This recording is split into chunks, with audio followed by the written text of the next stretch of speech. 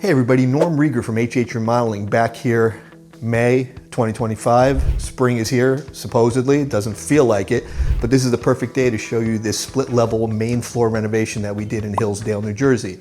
Now, we didn't show you any progressive shots along the way, but I want to show you the finished product. We were here today to finish up the final electrical inspection, and it's a perfect day to showcase this fabulous main floor renovation. Now, I call it a main floor renovation because split levels are kind of unique, specifically to the Northeast. What that means is you usually walk in on the main floor level, which consists of usually a formal living room, a dining room, and a kitchen. And then there's a half a flight of stairs that takes you up to the bedrooms, and usually a half a flight of stairs that takes you down to the basement or the garage level. So in this case, we renovated this entire first floor, and I'm going to show you a little bit of what was here to what is here now. So let's have a look. All right guys, where I'm standing right now was a wall. This was a formal front of the home living room with a wall and a small doorway to enter to the kitchen. And over here was a formal dining room, which was a separate room with another small doorway to enter the kitchen. The kitchen itself was, from where this island is back, it felt very small, compartmentalized, even a little bit dark because it had cabinetry on both sides of the room.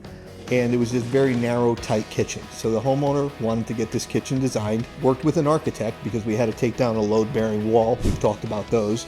So in order for us to do that, we had to put a large beam flush up inside the ceiling. Now that beam has to be supported by two columns, and we didn't want to see columns. So one column is buried in that wall, point loading down to the foundation, and one column, we actually had to open up this staircase area to create the support for that beam hidden in this wall. You can't tell by looking at it, but this is a gigantic beam with great support going down to two foundation points. So solid, typical wall removal with load-bearing wall removed. So now we have this open concept kitchen. They were able to fit a very large island, eat-in island with some great stools. We love to see when they finish off with accessories that make us look good. A beautiful oversized island top.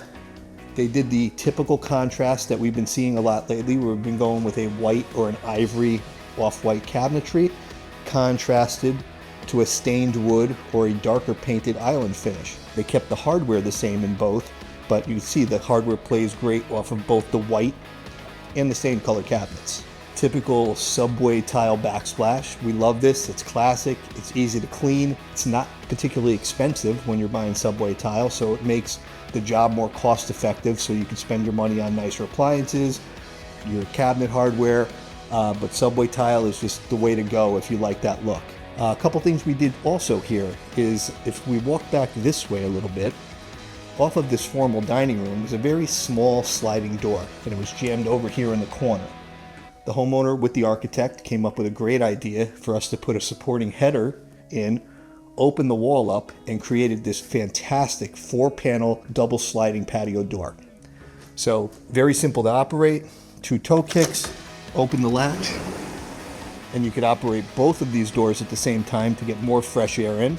Or if you're just going out on the deck, this one panel opens like your standard normal patio door. But this is absolutely great looking.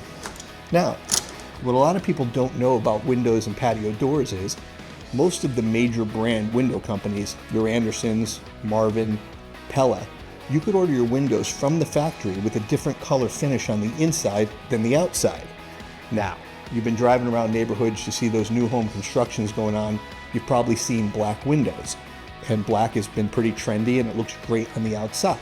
On this particular reno, all the rest of the windows in the house were white on the outside. So from the backyard, if we put a black window or a black door in, it might not look right. So we ordered these patio doors and the window that we put in from the factory, painted black on the inside, white on the outside. So when you're at the pool, looking at the back of the house, all the windows and doors match, they're white, but inside we have this awesome black accent. As you look around the rest of the home, most of the trim package is painted white. But this contrast with the black painted patio door, factory finish, and us painting the extra wide colonial casing black as well, I think it creates a great design feature. And we're going to start integrating this in more and more of our renos. We're getting calls for painting doors black, doors dark gray, all the way down hallways for bedrooms. the contrasting darker door and trim package is becoming more of a trend now than the white that we were doing for the last 10 to 20 years pretty consistently. So this is great. So don't feel like you have to have all your windows and doors white on the inside. You can have them factory painted to a different color, more commonly black, on the inside as well. Makes a great design feature. Some of the common features we're doing a lot that I happen to like is we have this built-in drawer microwave in the island. This way you don't have to have the microwave over the stove, which is a little old school, or we don't have to build it into a cabinet. So you flip open the device, you control your microwave, and the drawer opens, you put your stuff in, and you close the drawer. Pretty cool. So why am I under this island? Well, for two reasons. Not just because I'm short, but where I'm standing, where I'm kneeling, this island used to be a wall. This was the old wall that separated the family room from the kitchen. And when we take down load-bearing walls, it's not just the structure we're taking down. Inside that wall, there's usually some electric, sometimes there's some plumbing, but in this case, this home happened to be a forced hot air heat and central air conditioning home. So what was in this wall was air conditioning and heating registers that heated this room, and on the other side of the wall, they heated that room. So when the wall goes away, we still need to get your heat and your air conditioning back into the space. So what do?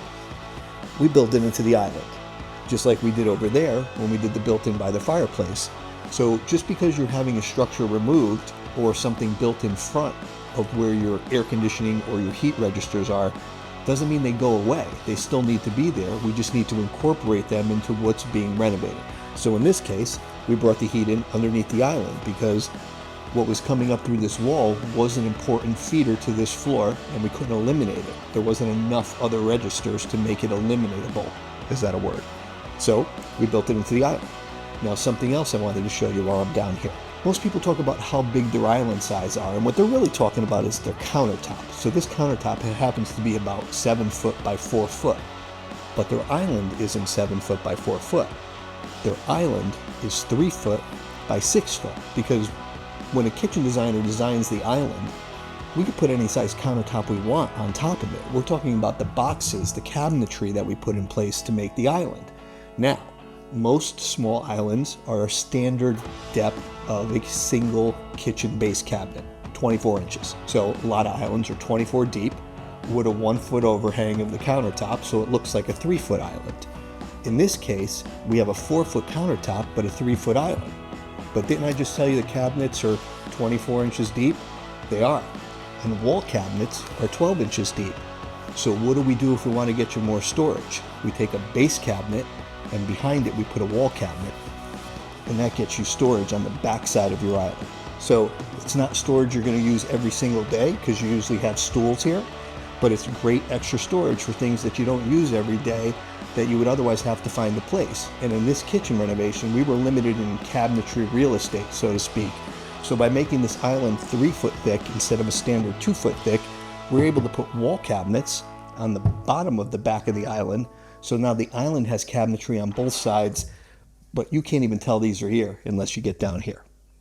All right, so that's the entire scope of the job. This is our entire main floor renovation at a split level in Hillsdale, New Jersey. I'm glad to be bringing you guys some new, fresh content for 2025. Stay tuned. We're going to be making a lot more content over the next few weeks of the spring, right into the summer. So make sure you give us a follow on YouTube if you're not already there. And we appreciate all your support on the Gram, Facebook, and LinkedIn. So stay tuned. New stuff coming soon.